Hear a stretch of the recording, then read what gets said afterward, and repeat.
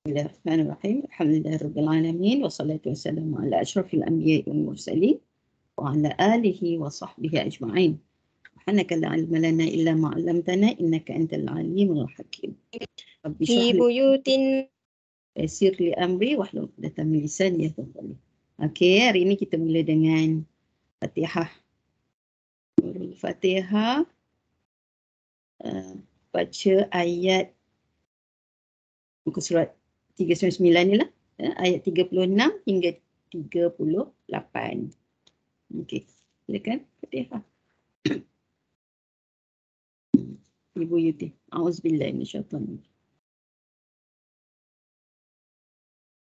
Fatihah macam putus ke apa? Ha. Tadi dengar suara dia macam ada tenggelam Tadi balik. dia baca. Ada tak dia? Internet dia kot, internet. Hmm. Next. Kak Liza. Kak Liza. Please.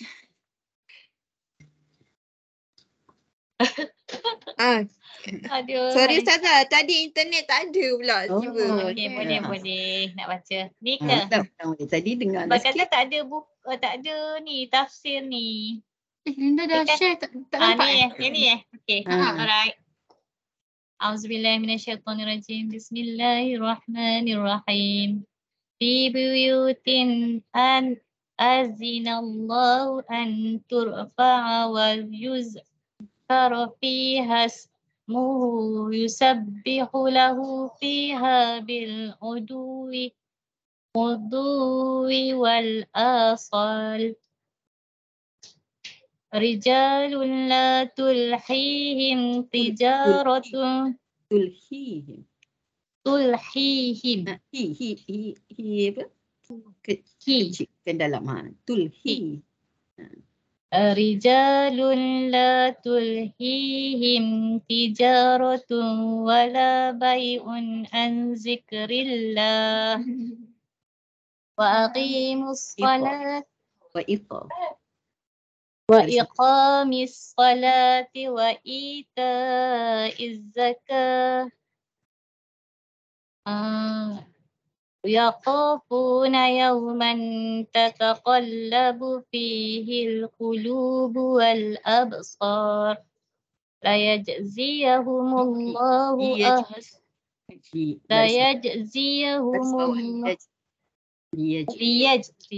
liyajziyahumullahu ahsana ma amilu wa yazidahum fi fadlih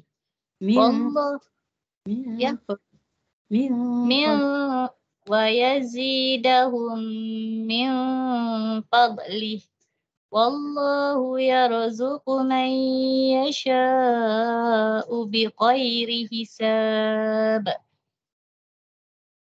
Sadaqallahul azim. Allahul azim. Alhamdulillah. Bacaan baik, suara jelas ya. Kita tengok maksud dia. Maksudnya bertasbih kepada Allah di masjid-masjid yang telah diperintahkan untuk dimuliakan dan disebut namanya di dalamnya pada waktu pagi dan waktu petang. 36. Laki-laki yang tidak dilalaikan oleh perniagaan dan tidak pula oleh jual beli dari meminati Allah dan dari mendirikan solat dan dari membayar zakat. Mereka takut kepada suatu hari yang di hari itu hati dan penglihatan mereka menjadi goncang. Ayat 37. Mereka mengerjakan yang demikian itu supaya Allah memberi balasan kepada mereka dengan balasan yang lebih baik dari apa yang telah mereka kerjakan dan supaya Allah menambah kurnianya kepada mereka dan Allah memberi rezeki kepada siapa yang dikehendakinya tanpa batas. Okey. Jadi ayat ini menyebut tentang keutamaan masjid. Ya, surah yang di bawah tu. Keutamaan masjid, adab memasukinya dan keutamaan orang-orang yang memakmurkan masjid.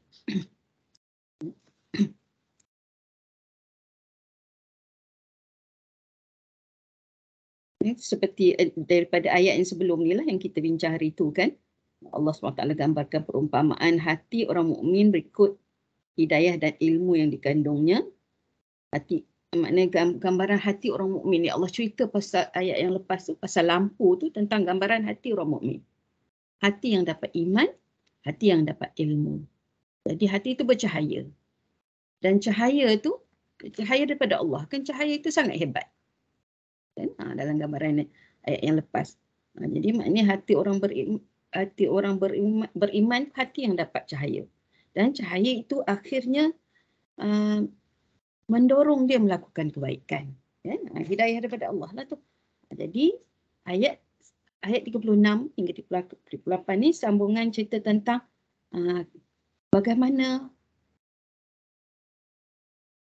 antara sikap dan kelebihan orang-orang yang hatinya mendapat, hatinya yang bercahaya, hati mendapat iman. Ya? Hati ini diumpamakan dengan pelita yang lepas ni, ya, yang berada di dalam kaca yang bersih dan dinyalakannya dari minyak yang sangat berkualiti.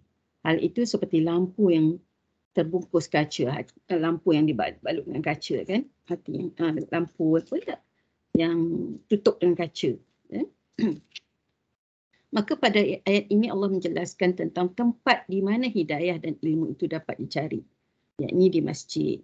Masjid adalah tempat yang paling dicintai Allah di pesada bumi ini.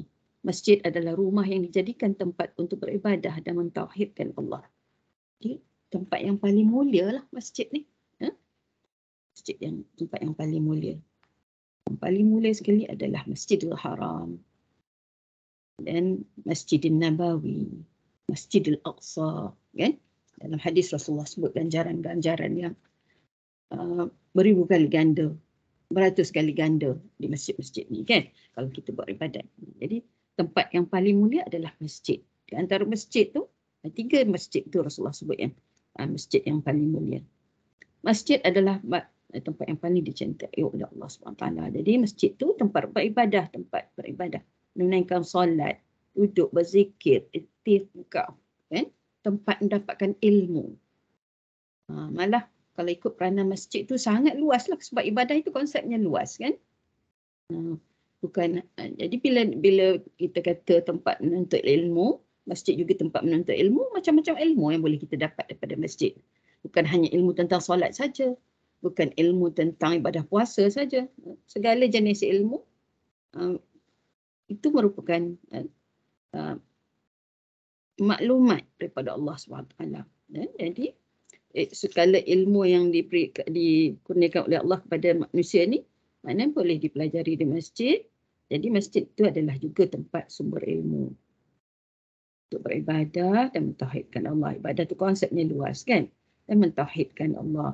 Orang menunaikan ibadah solat adalah kerana mentauhidkan Allah. Orang baca Al-Quran dalam masjid, mentauhidkan Allah. Orang mempelajari ilmu dalam Al-Quran, dalam masjid adalah untuk mentauhidkan Allah. Jadi tempat masjid itu adalah tempat yang paling mulia di sisi Allah SWT. Dia iaitu Allah SWT berfirman, fi buyutin azinallah an turfa'. Cahaya hidayah dan ilmu itu berada di masjid-masjid yang telah diperintahkan untuk dimuliakan. Muliakan masjid itu maknanya cara dengan memakmurkan masjid, melaksanakan ibadah di dalamnya. Jadi maksudnya Allah memerintahkan untuk menyucikan, membersihkan masjid dari kotoran, perkataan sia-sia, noda, dosa lah, kan? Ucapan ataupun tindakan yang tidak pantas.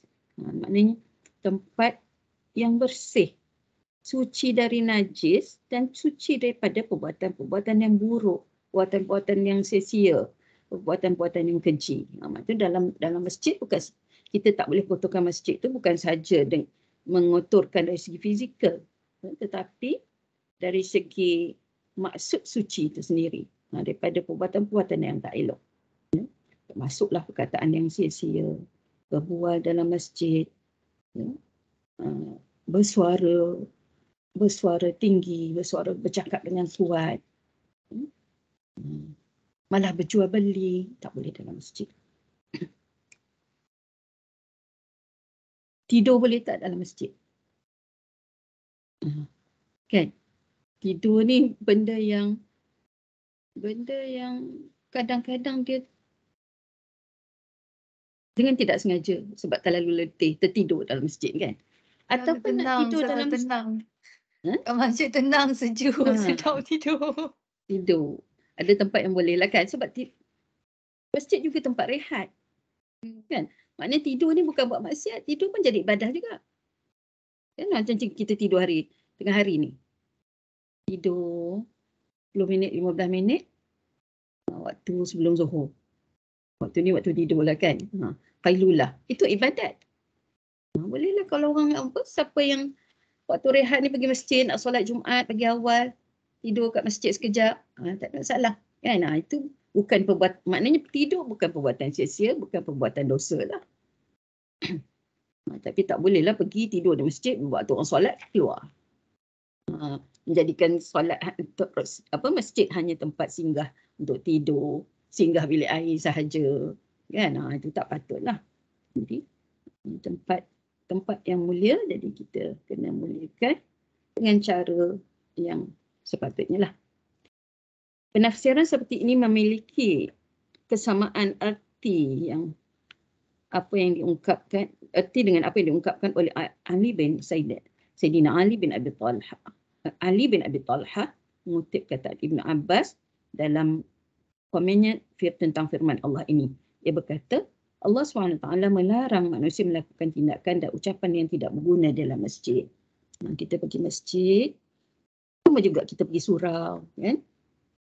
Masjid, surau, tempat solat, kan?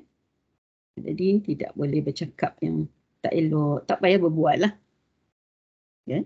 Kadang masa itulah kita nak berbual sebab baru jumpa tadi, masing-masing buat kerja masing-masing.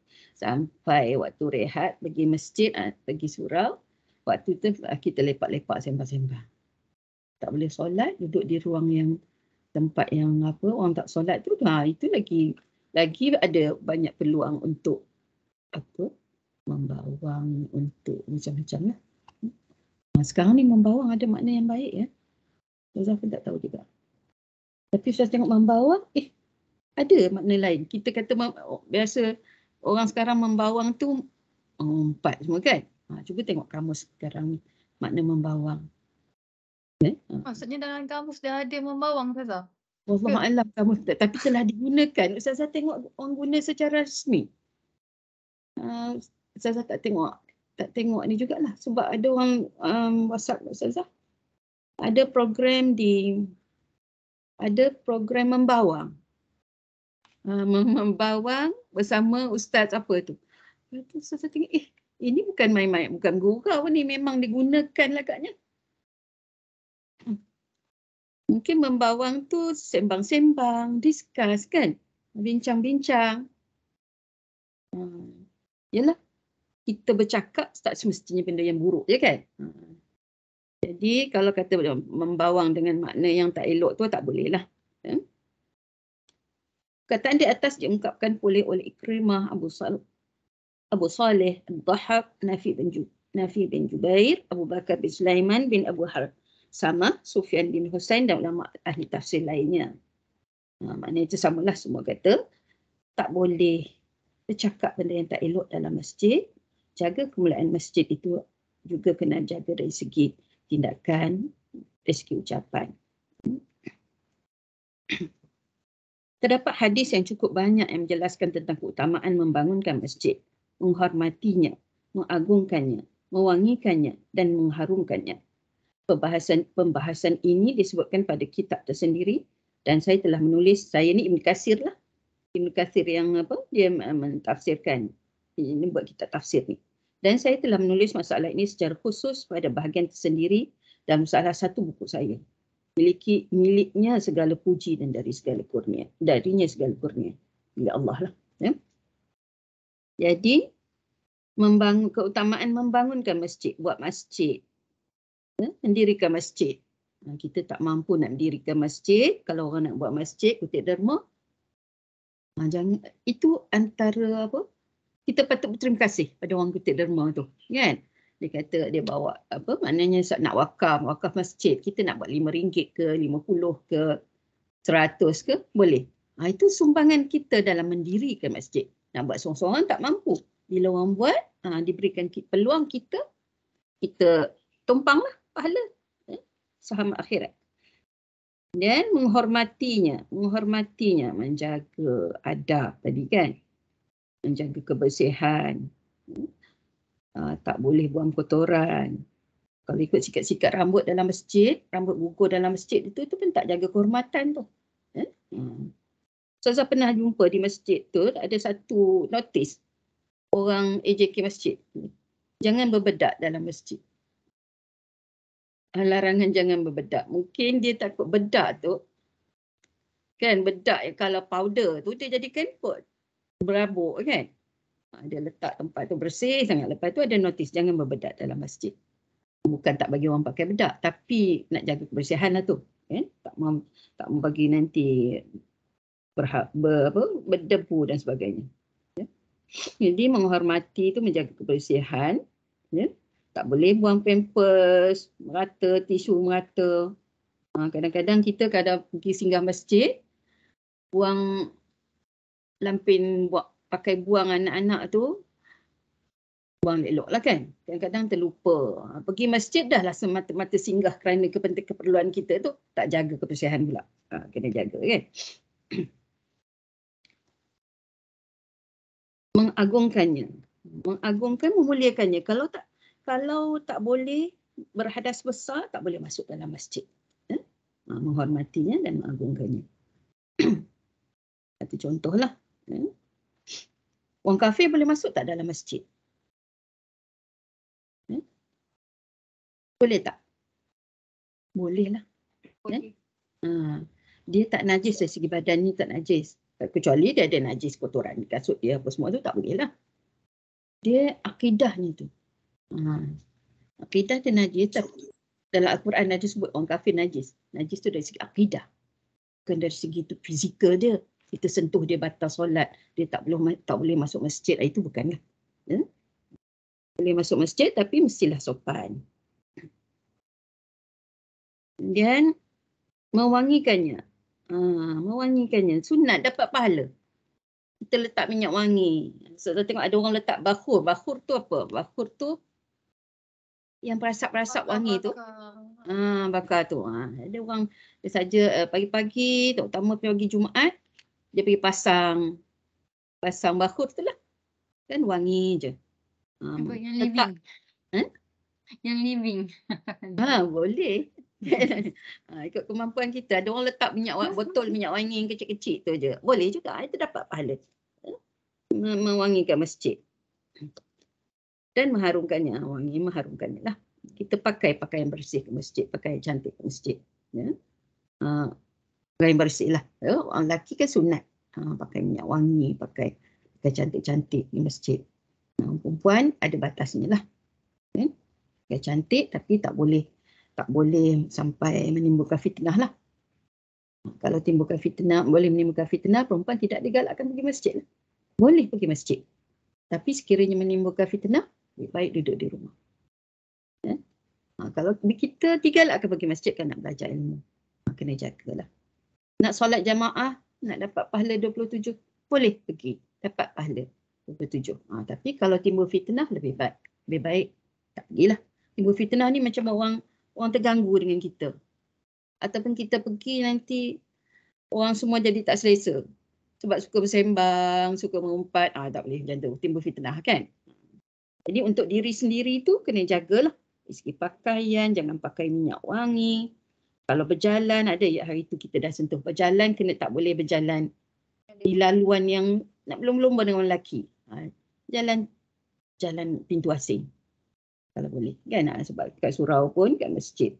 Kat masjid kat surau pun ada pintu berasingan kan, pintu muslimat.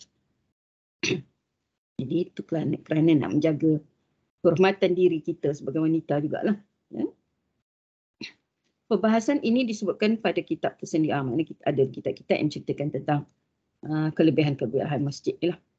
Pada kesempatan ini, insyaAllah kita paparkan sebahagian dari hadis-hadis Nabi yang menjelaskan hal itu. Hanya kepadanya kita menaruh keyakinan dan hanya kepadanya kita sandarkan segala urusan. Ini kata pengarang lah. Ini kata pengarang kitab ni. Ini Ibnu Katsir yang tafsirkan Al-Quran yang dalam penulisannya ni. Diriwayatkan dari Amirul Mukminin Utsman bin Affan radhiyallahu anhu, dia berkata, aku mendengar Rasulullah sallallahu alaihi wasallam bersabda, man bana masjidan yabtaghi bihi wajh Allah banallahu lahu mislahu fil jannah.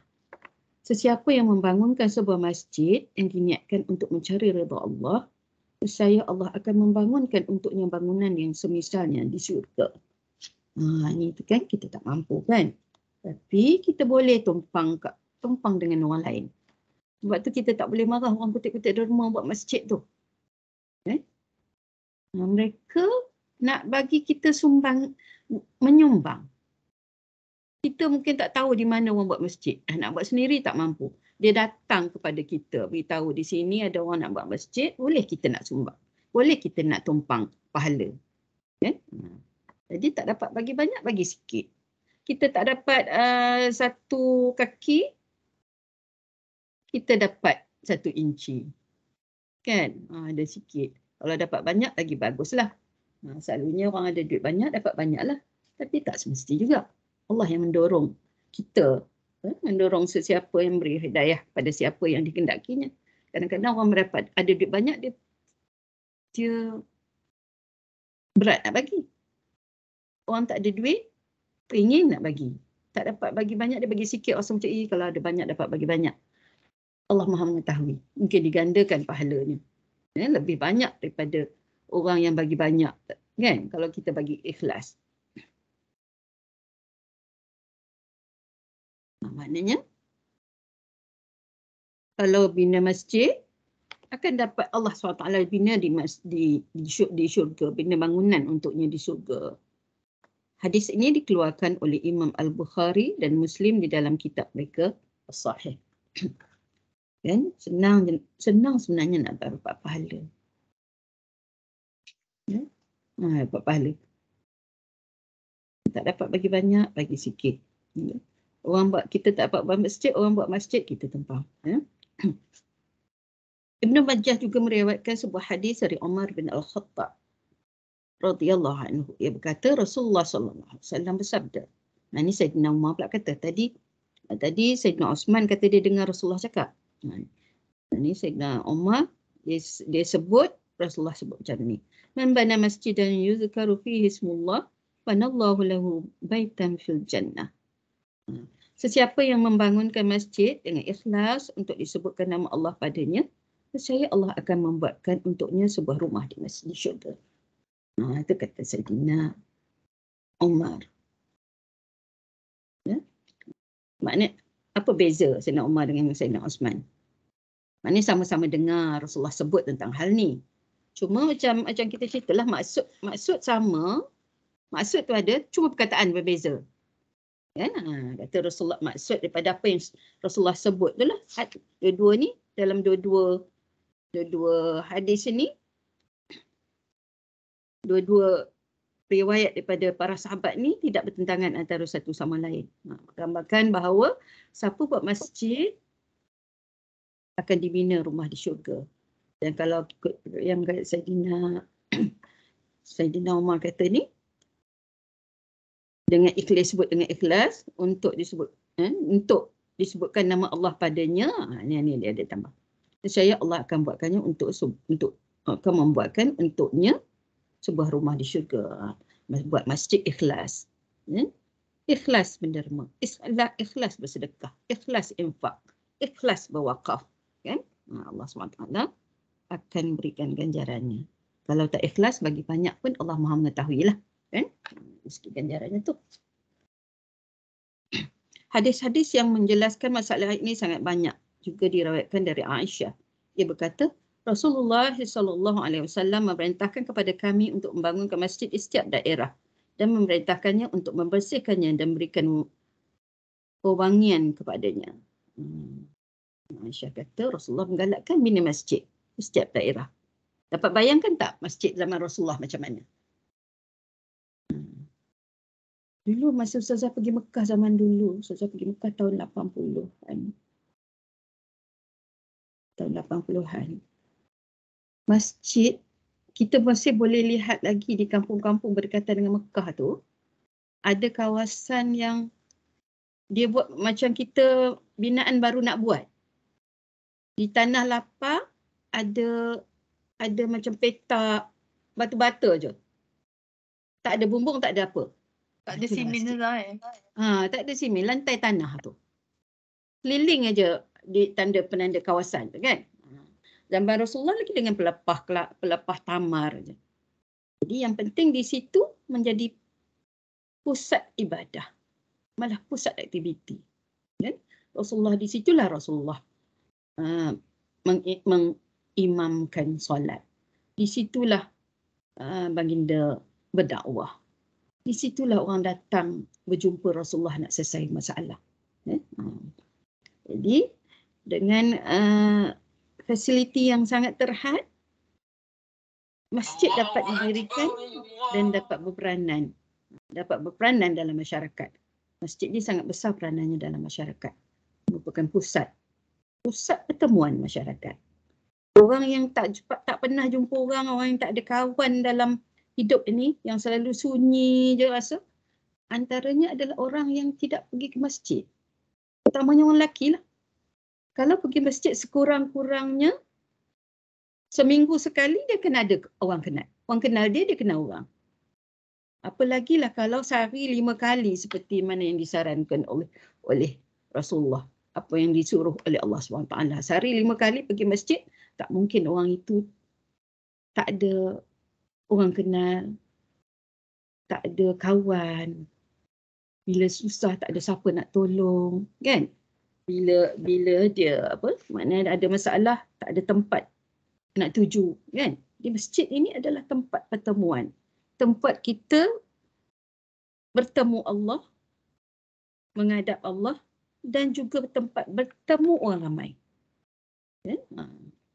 Itu masjid. Jadi Rasulullah SAW sangat menggalakkan membina masjid. Nanti ada huraian panjang pula lah masjid tu macam mana binaannya.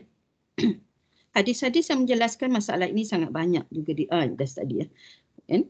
Ini di bawah diriwayatkan oleh Ahmad dari penulis kitab As-Sunan selain An-Nasa'i. Imam Ahmad dalam kitab-kitab sunnah lah selain daripada dalam kitab hadis lah selain daripada ada yang hadis kitab An-Nasa'i ni. Imam Ahmad dan Abu Dawud meriwayatkan hadis yang sama dari Samurah bin Jundub. Imam Al-Bukhari berkata, Umar berkata, buatkan untuk manusia tempat yang mententeramkan hati mereka. Namun janganlah kalian mencat merah atau kuning. Bangunan masjid. Kerana akan memfitnah manusia, mengganggu kekhusyukan mereka dalam beribadah. Ni kalau kita sebut macam ni, di mana dalilnya? Ada dalam hadis Rasulullah SAW, ada dalam catatan, ada dalam tulisan dalam kitab Fathul Bari. Hadis ni. Maknanya Rasulullah suruh buat masjid untuk tempat kita mencari ketenangan, tetapi jangan cat merah atau kuning.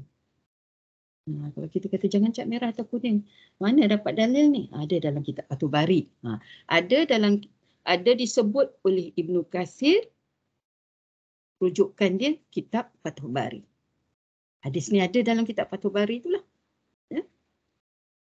Sebab dalam Islam ada warna-warna yang sunnah. Ada warna-warna yang Rasulullah tak berapa suka. Ada hadis sebut Rasulullah tak suka warna za'faran. Za'faran tu tak? Za'faran ni warna oranye. Oranye tu kan? Ni. Nampak? Bahasa ni lah. Lebih kurang macam ni lah. Za'faran kan? Kadang orang macam safran tu kan? Kuning kan? Za'faran ni sejenis bunga. Macam baju Sami Buza pakai dia punya tu.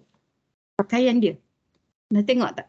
Sami Buza dia kepala dia botak, dia pakai macam kain ihram tapi warna dia warna kuning oren macam tu lah.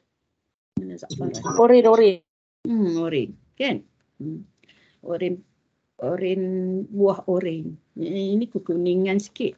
Ni kan? Jadi warna nasi ganda Ustazah. Ya? Macam mana? Warna nasi ganda. Kan? Letak bahan itulah bahan yang kuning tu kan. Dia macam kunyit juga agaknya. Macam kunyit juga. Kita guna kunyit untuk kuningkan kan. Tapi kalau ikut kalau orang Arab dia guna safran. Safran tu kuning. Nah, za'faran tu sejenis bunga lah. Bunga warnanya kuning oren macam tu. Jadi kenapa ada huraiannya. Kalau dalam kitab Fathul Bari ni adalah ni huraian dia. Kuning, merah atau kuning. Dia larangan-larangan Rasulullah mesti ada sebab ni daripada amalan agama lain. Agama-agama selain daripada Islam ni ada yang dah ada dulu sebelum Islam. Sebelum Islam dah ada agama Yahudi, sebelum Islam dah ada agama Nasrani, sebelum Islam dah ada agama Hindu, dah ada dah. Jadi bila ada pengaruh agama-agama tu, jadi ada larangan lah. Cara pakaian mereka, hari tu kita cakap tentang loceng gantung kat rumah, tak boleh kan? Itu ada dalam agama lain. Jadi warna pun macam itulah. Tak boleh tu ada sebab kerana ada pengaruh-pengaruh daripada ibadah, amalan ritual agama lain lah tu. Dan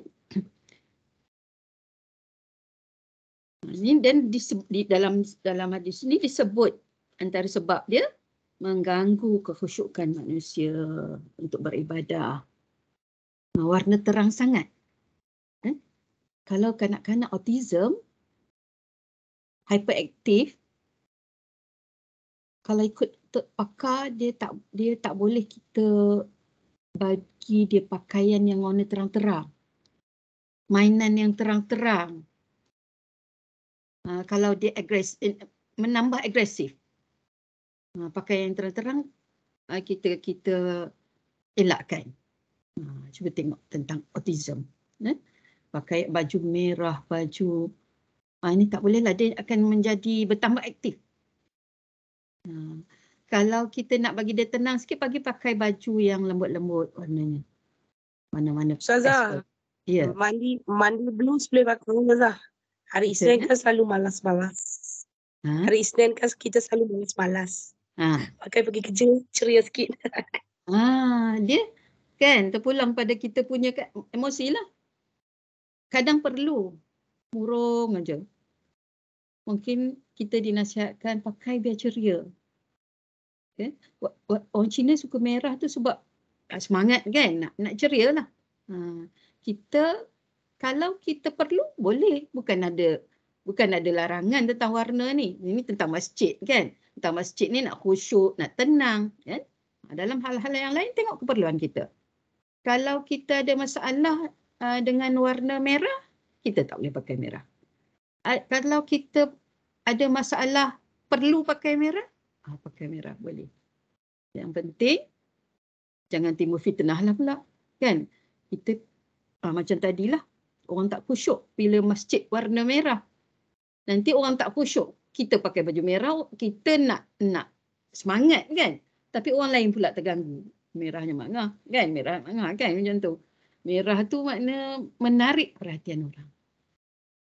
Kita pandai-pandailah kan. Ada warna-warna yang memberikan ketenangan. Ada faktor warna ni dia mempengaruhi kita punya pribadi. Malah fizikal kita. Kan kita kadang mata rabun. Pakai cuma mata ni.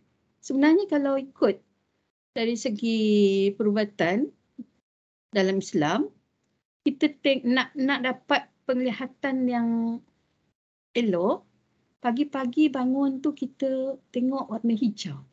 Duduk kat tingkap kalau rumah kita ngadap pokok-pokok tu kan, tengok warna hijau. Hijau daun-daun kan. Itulah. Dia ada pengaruh warna ni kepada kita. Jadi nak solat, nak tenang lah kan. Sebab tu kita tengok pun masjid putih, biru, hijau. Ya. Itu warna-warna yang sesuai lah.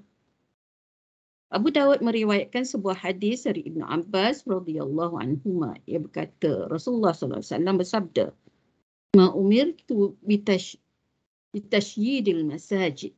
Aku tidak diperintahkan untuk meninggikan masjid.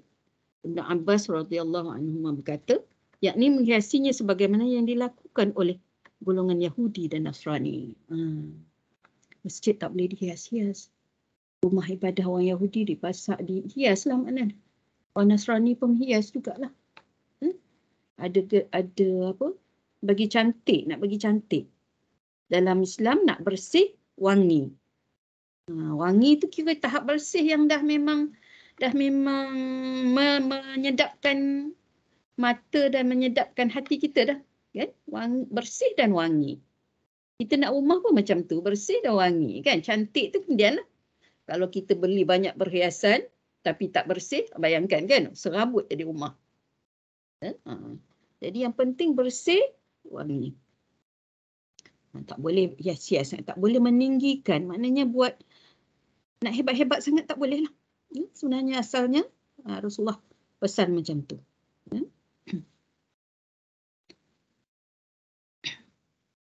Diriwayatkan dari Anas, ia berkata Rasulullah sallallahu alaihi wasallam bersabda, la taqumu as-sa'atu hatta yatabaha an-nas fil masajid. Tidak akan terjadi kiamat sampai manusia berbangga-bangga dengan bangunan masjid. Diriwayatkan oleh Ahmad dan penulis kitab As-Sunan selain At-Tirmizi.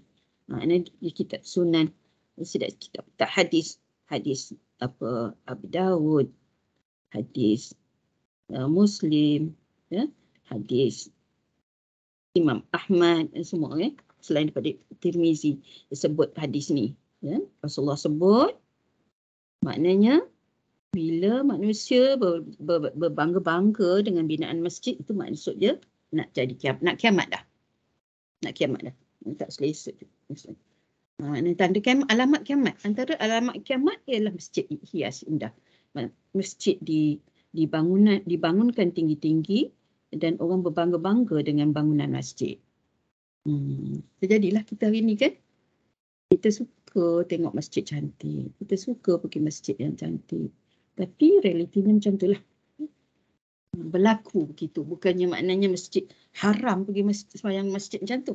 Rasulullah memberikan gambaran bila berlaku wujud keadaan itu, ini bermakna dekatlah kiamat. Maksudnya dekatlah kiamat.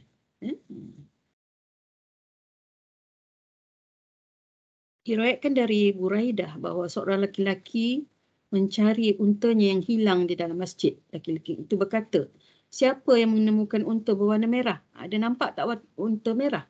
Maka Nabi SAW bersabda kepada lelaki itu, la wajadta innama bunyatil masajidu lima bunyat lahu. Engkau tidak akan menemukannya. Masjid itu dibangun hanya untuk tujuan di mana masjid ini dibangunkan, yakni untuk beribadah. Rasulullah kata tak ada. Sini bukan tempat nak cari unta. Maksudnya itulah. Kan?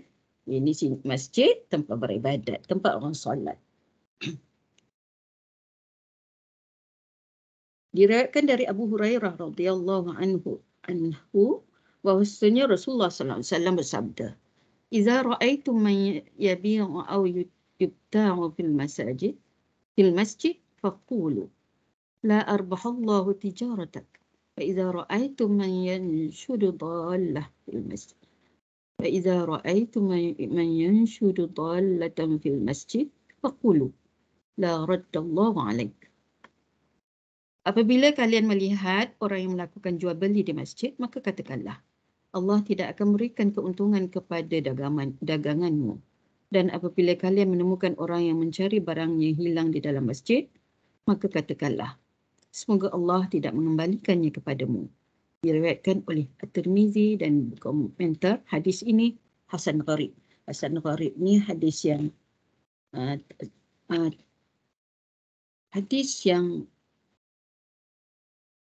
tidak sampai tahap sahih, tapi hadis hasan jugalah. Maknanya hadis yang bukan hadis dhaif, tapi hadis yang tak sampai tahap sahih, tapi dia hadis yang baik. Bukan hadis yang direka-reka, iaitu hadis palsu, dan bukan juga hadis dhaif. Maknanya kita kena pegang jugalah. Hadis ni tak sampai tahap sahih kerana dia adalah ada mungkin ada dari segi perawi dia tu ada sedikit tidak jelas, mungkin tidak begitu ada dari segi periwayatan tu ada sedikit ada sedikit masalah untuk sampai ke tahap sahih, tapi masih baik, hadis yang baik. Maknanya kalau dari segi amalan kita masih pakai hadis ni. Dia bukan hadis sahih dhaif dan bukan hadis palsu. Ini cerita tentang berjual beli dalam masjid. Jadi disebabkan tahap hadis Hasan Gharib ni, itu yang ulama khilaf, kan? Ada berbagai pendapat tentang boleh ke tak betul ke secara mutlak tak boleh berjual beli dalam masjid. Ada berbagai pendapat, kan? Ada khilaf lah. Tapi yang eloknya kita elak lah. Kalau kita jual buku dalam masjid, ambillah di buku tu. Jual nak bayar-bayar tu di luar masjid lah. Lepas waktu solat lah. Kan berurusan di ruang bukan di dalam masjid lah. Ataupun kadang-kadang kita tengok ada kuliah subuh, ada ustaz bawa jualan, kan? Dia jual kat luar tu. Tak jual dalam masjid. Jadi kalau kita bawa barang jualan ke masjid, waktu ada program, mungkin masa itulah orang ramai. Tapi tak payahlah jual di dalam, di luar, kan? Al-Bukhari meriwayatkan sebuah asar yang bersumber dari Sa'id bin Yazid Al-Kindi. Asar ni kata-kata sahabat lah. Dia berkata, aku sedang berdiri di dalam masjid. Seorang lelaki tiba-tiba melempar aku dengan kerikil, dengan batu. Ketika aku lihat, ternyata ia adalah Umar bin Al-Khattab. Dia berkata, kamu pergi ke sana, bawa dua orang lelaki itu ke sini. Maka aku pun membawa dua orang lelaki itu ke hadapan Umar. Maknanya Umar nampak, Umar nampak seorang lelaki. Ada orang tu, okay? Sayyidina Umar nampak dia. Kemudian Rasulullah suruh sahabat bawa dua lelaki tu kepada dia. Sayyidina Umar suruh bawa. Kenapa? Maka dia kata, aku membawa lelaki itu ke hadapan Umar. Kemudian dia berkata, kalian berdua siapa? Dari mana kalian berdua? Mereka menjawab, kami penduduk Taif. Dia berkata, Taif tu di luar Madinah, di luar Mekah lah, antara Mekah dengan Madinah. Dia berkata, seandainya kalian berdua penduduk daerah ini, nescaya aku akan memberi hukuman yang menyakitkan kepada kalian. Kalian telah meninggikan suara kalian dalam masjid Nabi SAW. Bercakap dengan suara tinggi, bercakap kuat dalam masjid Nabawi, di masjid di Madinah, kan? Tapi disebabkan orang luar, Sayyidina Umar kata mungkin dia tak tahu sebenarnya adab macam mana dalam masjid. Jadi sebenarnya tak boleh meninggikan suara dalam masjid. An-Nasa'i meriwayatkan sebuah asar dari Ibrahim bin Abdul Rahman bin Auf. Ia berkata, Umar mendengar suara seorang lelaki dalam masjid. Ia pun menegur, kamu tidak sedar di mana sekarang kamu berada. Dan dia kata, hadis ini derajatnya tergolong sahih, hadis sahih. Maknanya hadis sahih lah. Ya.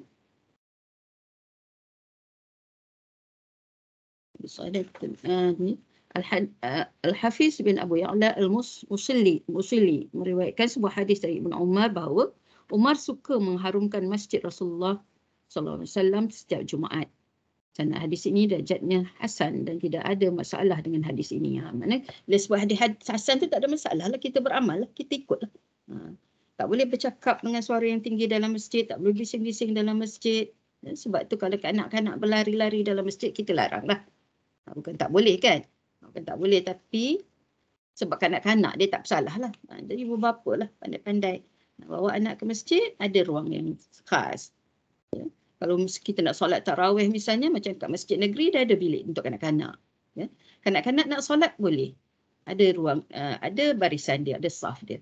Larang langsung tak boleh jugalah. Tapi kita kena jaga. Kanak-kanak dia tak berdosa. Yang berdosa, ibu bapa lah kalau biar mengganggu orang. Jadi dalam masjid, tak boleh berlari-lari, bercakap kuat, menjerit-jerit. Semua tak boleh. Kadang ini ada orang tua buat ni. Sayyidina Umar tegur. Kanak-kanak, kalau buat, ibu bapanya kena ditegur. Jadi, maknanya Sayyidina Umar setiap hari Jumaat, dia mewangikan masjid.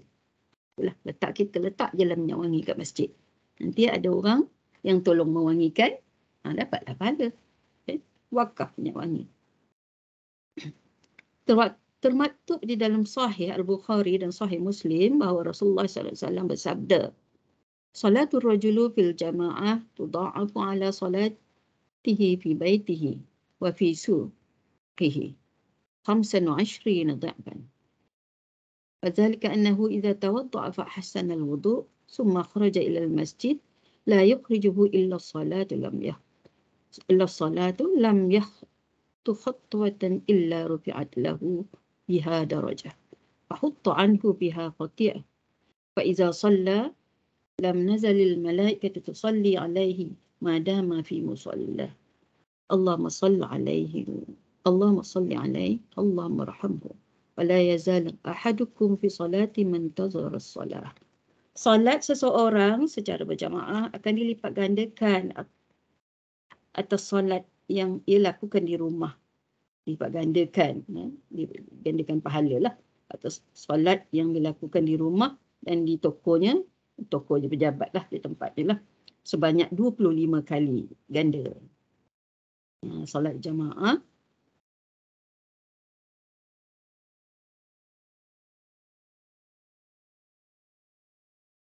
digandakan atas jamaah di masjid lah kan.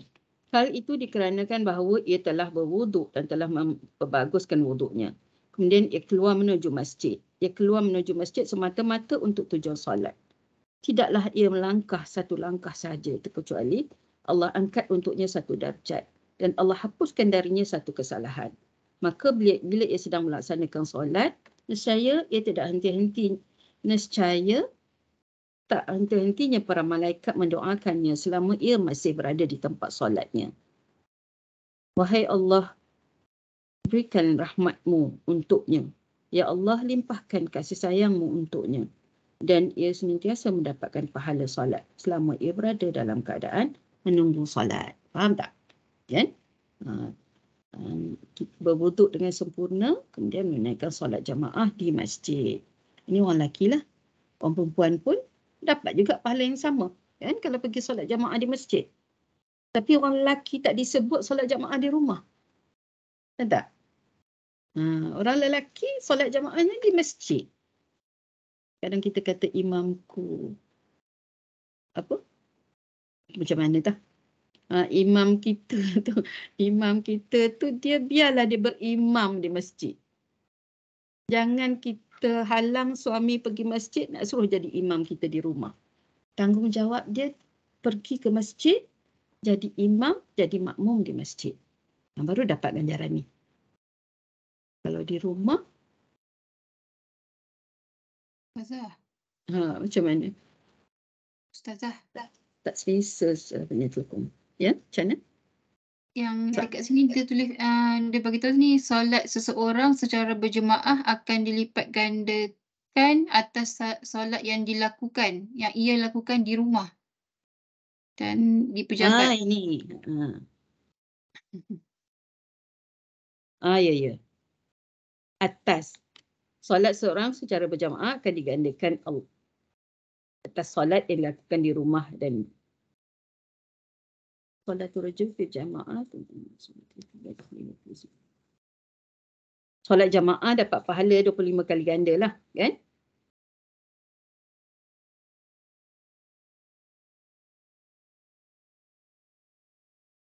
Kemudian dapat pahala lagi lah. Kalau dia melangkah, satu langkah masjid, kan? Dapat pahala lagi. Itu darjat, kan? Dia hapuskan dosanya. Kemudian malaikat doakan untuknya.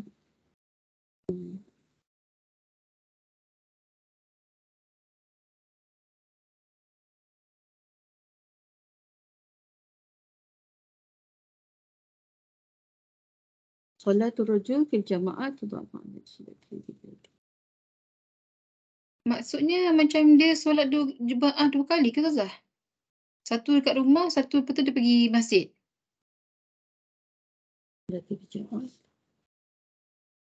Lelaki kan solatul rajul fil jama'ah tudha'afu 'ala salatihi. Tudha'afu.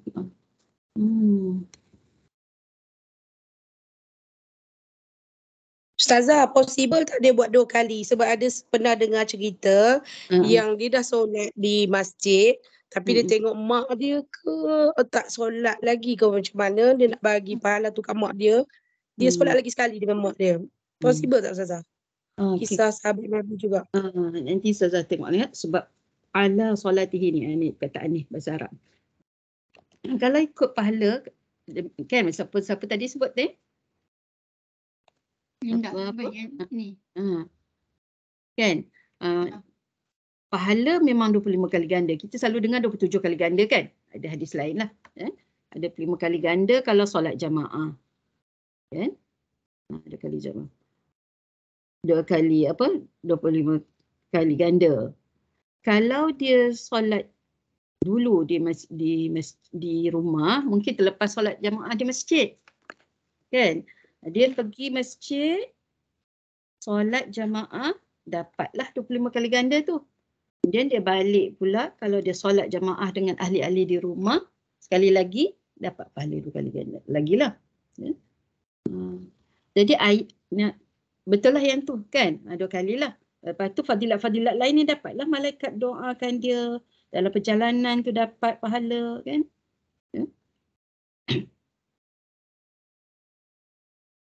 Jadi ayat di atas tu sebenarnya nak sebut solat jamaah 25 kali ganda lebih daripada solat di rumah.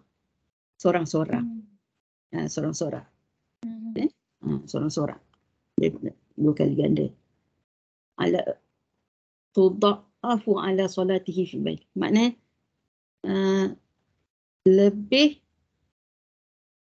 maknanya 25 kali ganda lebih daripada pahala dia solat sorang-sorang di rumah. Maksud dia macam itulah. Cerita solat jamaah lah bagi seorang lelaki. Kalau dia solat di rumah, dapat juga pahala. Tapi mendirikan solat jamaah di masjid itu adalah fardu kifayah, kan? Perempuan kalau tak pergi, suami pergi, dapat pahala juga. Pahala jamaah tu dapat. Kalau ikut pergi, dia dapat jugalah. Kalau dia nak pergi tapi ada halangan, suami dia pergi, dia dapat juga pahala. Sebab solat bagi perempuan ni yang terbaik ni sorang-sorang di rumah, dalam bilik, sudut yang paling dalam bilik. Kan? Itu dah cukup lah. Kita pergi masjid ni nak dapat yang lain lagi tu. Perempuan. Bukan saja nak dapat 25 ni dapat juga. Ada hadis lain 27. Dapat kalau kita solat jamaah. Yang lebihnya kita pergi ke masjid tu kerana di situ ada majlis ilmu. Kan? Ada benda macam tu lah. Kalau biasa-biasa je, solat di rumah tu boleh dapat fadilat. Sama macam apa? Orang lelaki pergi tapi kita disebabkan ada halangan tak dapat pergi, dapat juga pahala. Jadi hadis ni nak cerita pahala solat jamaah, solat gandaan pahala solat jamaah di masjid dan juga pahala Bila ambil wuduk dengan sempurna, berjalan ke masjid tu berdapat pahala. Bila dah sampai ke masjid, solat di masjid, sampai sudah satu selagi dia berada dalam masjid itu, tidak niat itikaf kan? Dalam masjid tu, malaikat mendoakan macam tu. Limpahkan kasih sayang, minta Allah limpahkan kasih sayang, gandakan pahala selama berada dalam keadaan nak menunggu solat. Sebelum solat, mana tunggu sebelum sampailah tibanya waktu solat. Ada itikaf tu. Jadi malaikat mendoakan. Bila sampai solat ada lagi pahala lain. Ya, ada lagi pahala lain. Waktu imam sementara dah lepas azan, doa azan dapat pahala lagi. Kemudian bila dah lepas azan, antara azan dengan iqamah, itu antara waktu-waktu yang mustajab doa. Mustajab doa. Kemudian ada doa masuk masjid. Ingat tak doa masuk masjid? Selalunya kita pergi masjid, ada di pintu masjid kan? Salawat, Allahumma salli ala Sayyidina Muhammad. Allahumma ftahli abwaaba rahmatik. Keluar. Salawat, Allahumma salli ala Sayyidina Muhammad. Allahumma inni as'aluka min fadli. Minta masuk, minta rahmat, balik minta kelebihan. Kemudian, hari itu kita belajar tentang nur. Dalam surah Nur ni kan, ayat tentang nur cahaya tu. Dalam perjalanan ke masjid ada doa. Kan? Doa minta cahaya. Minta cahaya di hadapan, di belakang, di kanan, di kiri, di atas, di bawah diri kita. Allah maj'alna nur.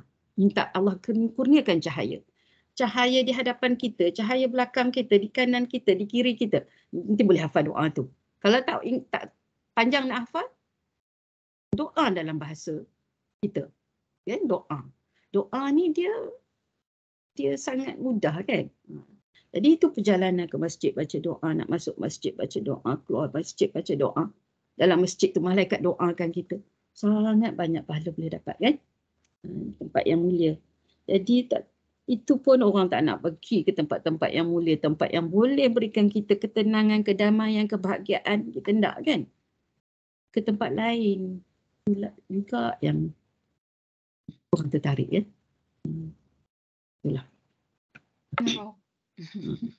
Itu. Okay, sikit lagi. Oh, dah cukup masa dah. Masa tutup yang ni. Kemudian termaktub dalam kitab-kitab sunan hadis Rasulullah SAW.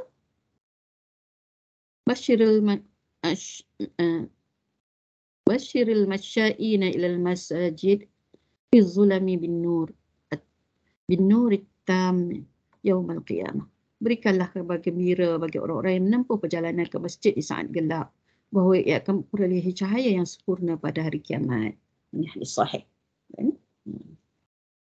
Hadis sahih. Bagi mereka yang hendak masuk ke dalam masjid, dianjurkan mulai langkahnya dengan kaki kanan. Setelah itu sunnah baginya membaca doa. Tadi kan doa bagaimana yang termaktub dalam kitab hadis dari Abdullah bin Amr dari Rasulullah SAW bila masuk ke masjid, dia selalu berdoa. A'udzubillahil azim wa biwajhihil karim wa sultanihil qadim minasyaitanir rajim. Baca a'udzubillah. A'udzubillah sami'alim minasyaitanir rajim. Baca doa ni. Ya. Selanjutnya baginda bersabda, fa idza qala zalika qala syaitan hafiza minni sa'iril yaum. Apabila ia berdoa seperti itu, syaitan akan berkata, ia terjaga dariku sepanjang hari. Maknanya terpelihara darikulah. Ya. Orang yang baca doa ni sepanjang hari, syaitan tak dapat nak goda. Imam Muslim meriwayatkan sebuah hadis dengan sanadnya dari Abu Humaid. Dia berkata, Rasulullah SAW bersabda, Iza dakhala ahadukumul masjid falyaqul Allahumma ftah li abwaaba rahmatik. Wa iza kharaja falyaqul Allahumma inni as'aluka min fadlik. Apabila salah seorang di antara kalian memasuki masjid, maka hendaklah ia berdoa, Ya Allah, bukakanlah pintu rahmatmu untukku. Dan bila ia keluar dari masjid, hendaklah ia berdoa, Ya Allah, aku mohon limpahan kurnia darimu. Kita berhenti setakat ni lah. Ini keutamaan masjid. Kelebihan masjid. terutamanya kepada orang lelaki lah, kita tak dapat pergi, minta doa bagi suami kita, hati tersangkut ke masjid. Yang lain-lain tu biarlah. Yang bila hati dia tersangkut ke masjid, banyak fadilat yang dia boleh dapat. Ada masalah dia pergi masjid, ada waktu lapang dia pergi masjid, ada majlis ilmu di masjid dia akan pergi ke masjid. Jadi bila macam tu tak adalah nak tergoda dengan benda-benda lain sangat, kan? Tak doa. Kita minta hati kita suka ke masjid. Kalau ada halangan, kita buat benda-benda lain yang sesuai dengan kita lah. Ada kan? Tak dapat majlis ilmu di masjid, kita cari majlis ilmu di tempat lain. Kadang-kadang ada juga banyak halangan. Ada anak kecil, kan? Ada anak kecil, anak nak pergi sekolah. Waktu itulah kita teringat ada kuliah subuh, ada kuliah duha. Kita nak menguruskan hal lain. Jadi, hati tu ada. Sangkut hati kita di masjid. Dan Allah SWT akan beri kemudahan. InsyaAllah. Jadi, sekarang itulah. Aku qauli hadza astaghfirullah. Assalamualaikum warahmatullahi taala wabarakatuh. Mohon maaflah ada apa-apa kekurangan, kesilapan, kelemahan itu adalah daripada saya sendirilah. Kalau ada yang baik itu adalah dari Allah SWT. Mudah-mudahan Allah SWT sentiasa memberi petunjuk dan hidayah kepada kita untuk istiqamah melakukan perkara-perkara yang baik, lakukan perkara-perkara yang menyempurnakan perkara yang fardu dan menambah amalan-amalan sunat dalam hidup kita seharian. Jadi kita akhiri dengan sedikit doa. Kita berada di bulan Syaban, insya-Allah lama lagi Ramadan lah pula, kan? A'udzubillahi samii'il 'aliim minasyaitonir rajim. Bismillahirrahmanirrahim.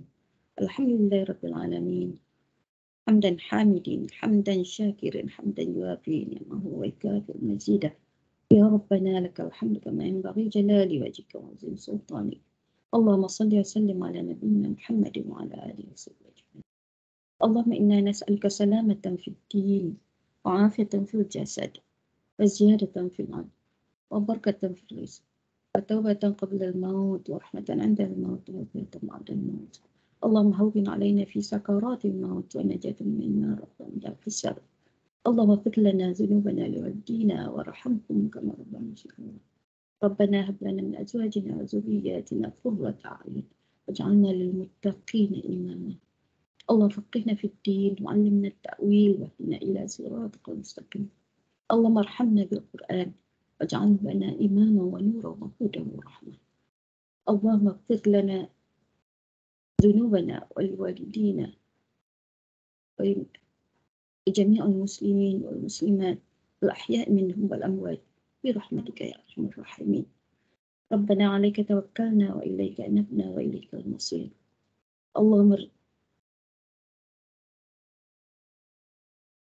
اللهم يسر أمورنا ولا تعسر وتمم بالخير. أنت مقصودنا ورضاك مطلوبنا. ربنا لا تزغ قلوبنا بعد إذ هديتنا وهب لنا من لدنك رحمة إنك أنت الوهاب. ربنا آتنا في الدنيا حسنة وفي الآخرة حسنة وقنا عذاب النار. وصلى الله على نبينا محمد وعلى آله وصحبه وسلم والحمد لله رب العالمين.